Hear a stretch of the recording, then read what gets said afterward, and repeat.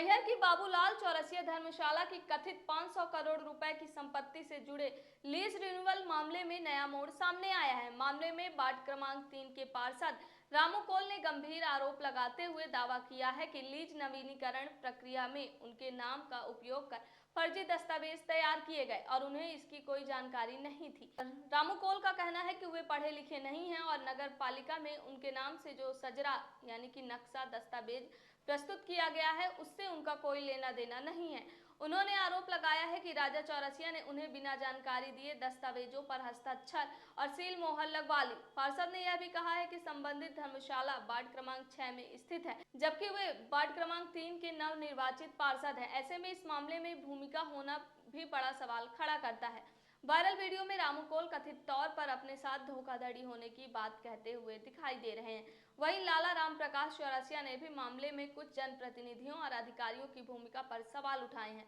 उन्होंने आरोप लगाया है कि पूरे प्रकरण में प्रभावशाली लोगों का संरक्षण मिला, जिसके कारण लीज नवीनीकरण की प्रक्रिया पूरी की गई। मामले में राजस्व विभाग के कर्मचारी मकसूदन अहिरवार का नाम भी सामने आया है। आरोप है कि वे लंबे समय से मैहर में पदस्थ हैं और पूरे प्रकरण में उनकी भूमिका की निष्पक्ष जांच होनी चाहिए।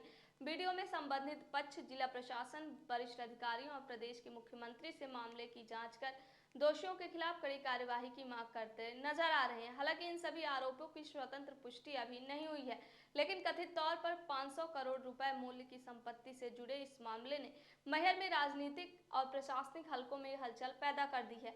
अब लोगों की निगाहें प्रशासनिक जांच और आगे होने वाली कार्यवाही पर टिकी है। जी हाँ। वार्ड नंबर 3 जी इसी वार्ड के जी हाँ।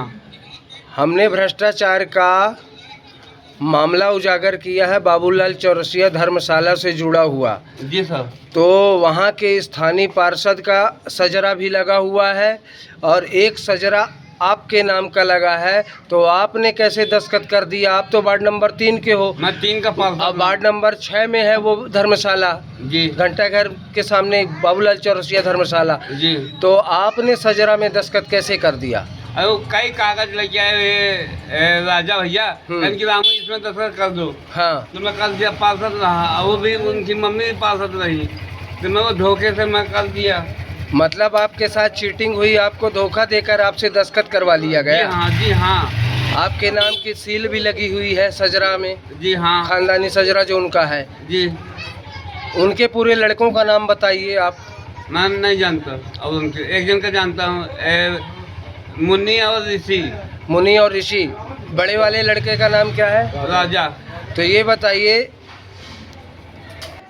आपने सजरे में दस्तखत कैसे कर दिया और कौन करवाया दस्तखत? क्योंकि वार्ड नंबर 3 के पार्षद हो आप, और वो तो संपत्ति का मामला जो है विवादित घंटाघर में, तो वार्ड नंबर 6 में आता है। जी हाँ।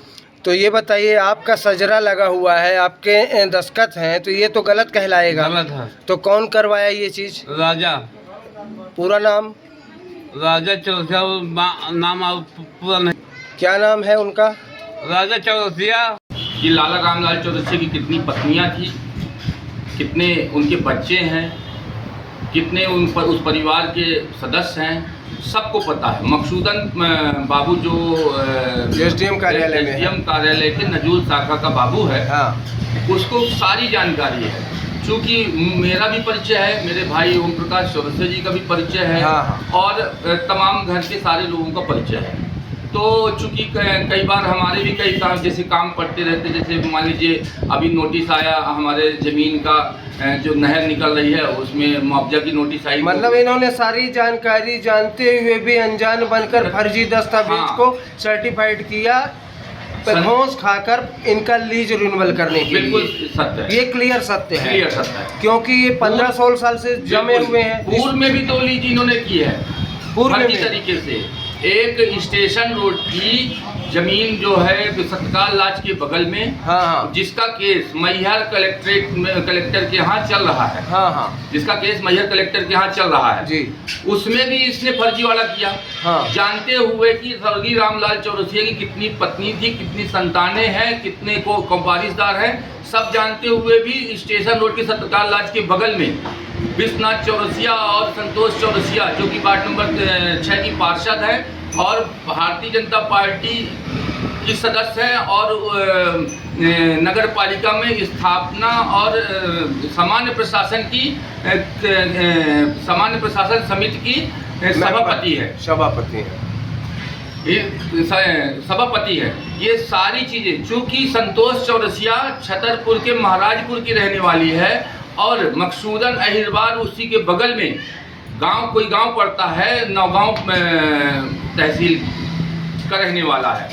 तो वो एक दूसरे को बहुत अच्छे से गांव के नाते पहचानती हैं और एक दूसरे को बहुत समय से, काफ़ी समय से संपर्क है उन लोगों का। इस वजह से ये फर्जी सजरा खानदान में मकसूदन बाबू और आरआई नजूल और विकास सिंह एसडीएम, पूर्व नजूल अधिकारी विकास सिंह, इन तीनों की फर्जीवाड़ा के कारण एसडीएम भी थे।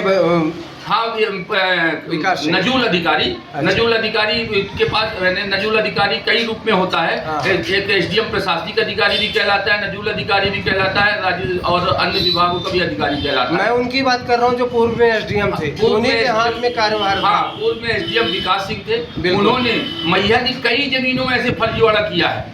तो उसका भी लीज रिन्यूअल जो हुआ वो भी गलत तरीके से हुआ। गलत तरीके से लीज रिन्यूअल हुई है। फिर एक जमीन जहाँ पे संतोष चौरसिया पार्षद नगर पालिका की वार्ड नंबर 6 में निवासरत है, वो भी लीज यही मकसूदन बाबू के रहते लीज सेंक्शन हुई है, वो भी फर्जी तरीके से हुआ है।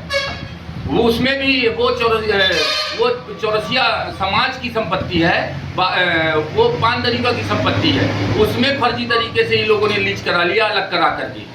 कहाँ पे है ये संपत्ति? ये एमपीवी के पास में वार्ड नंबर 6 में जो चौरसिया पान दरीबा है, उसी की चौरसिया पान दरीबा की संपत्ति है। तो इन्होंने उस संपत्ति को भी अपने नाम करा लिया। उसको भी अपने नाम करा लिया। संतोष चौरसिया, चंद्रकांत चौरसिया, ऋषिकांत चौरसिया और मुनिकांत चौरसिया के नाम करा लिया। उसमें भी फर्जी दस्तावेज लगे हैं। उसमें भी फर्जी दस्तावेज लगे हुए हैं। उसमें भी कैसे इनके नाम में आ गई ये पता नहीं, फर्जी तरीके से क्या कैसे किया।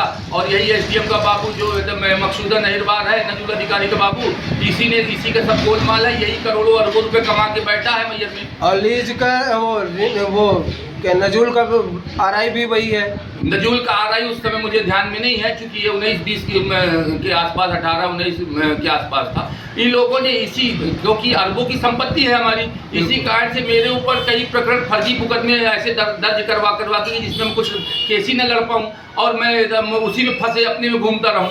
आपको झूठा प्रयास करके हमेशा षड्यंत्र करके फंसाते रहे झूठे मुकदमे में, केवल ये संपत्ति प्रॉपर्टी बचाने के चक्कर में, है ना। तो पान दरीबा की जमीन जो है जहाँ पे धर्मशाला बना है वो भी चौरसिया समाज की है। वो चौरसिया समाज की है या नहीं है मुझे नहीं पता। हाँ। लेकिन ये जहाँ पे जो पान दरीबा जहाँ इनका घर बना हुआ है, हाँ। ये चौरसिया समाज की संपत्ति है, जो पान दरीबा का एक हिस्सा है। सादा टाकिज के सामने जो पान दरीबा है, पान मंडी है, उसी के बगल में घर बना हुआ है। तो वो भी पूरा चौरसिया समाज का है और वो पान दरीबा की ही संपत्ति है। तो वो भी इन्होंने अपने नाम करा लिया। मैं ये चूंकि मैहर में वो मैहर विधायक की अति प्रिय श्रीमती संतोष चौरसिया, अच्छा। और उसके लड़के चंद्रकांत चौरसिया, पद्मकांत चौरसिया, मुनिकांत चौरसिया, ये अति प्रिय हैं उनके विधायक जी के। हाँ, मैहर के वर्तमान विधायक के अति प्रिय हैं, इसलिए सब उनके संरक्षण में सारे काम हो रहे हैं। और इसी प्रकार विश्वनाथ चौरसिया भारतीय जनता पार्टी का पूर्व मंत्री था, और उसी कारण ये सब फर्जीवाड़ा हुआ। और नगर मंडल में चंद्रकांत चौरसिया उपाध्यक्ष भी है। हाँ। तो कहने का मतलब ये अपनी संपत्ति प्रॉपर्टी बचाने के लिए ही कहा जाए तो कांग्रेस छोड़कर भाजपा में गए। हाँ।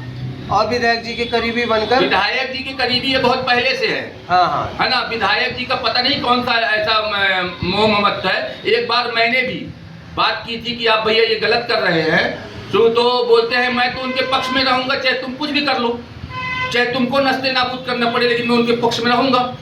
ये कौन बोलता है? ये हमारे मैहर के विधायक ही बोलते हैं। बहुत बड़ा आरोप आप लगा रहे हैं। और विधायक जी का मतलब कहने का कि पूरा संरक्षण प्राप्त है। विधायक जी के संरक्षण में ही ये फर्जीवाड़ा हुआ। और मुझे तो लगता है कि हो सकता है उन्होंने कुछ कमीशन या हिस्सेदारी की बात कही हो, जिस कारण से ये लीज सैंक्शन हुई।